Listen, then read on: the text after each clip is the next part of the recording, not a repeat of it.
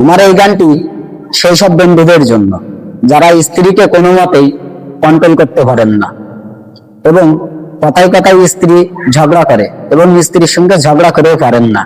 শুধুমাত্র এই গানটি তারাই গাইবেন যখনই দেখবেন সন্ধ্যাবেলায় দুজনে একসঙ্গে রয়েছেন, স্ত্রীকে ডিভোর্স দেওয়ার কথা বলতে পারছেন না, তখনই গানে গানে এই কথাটি বলবেন।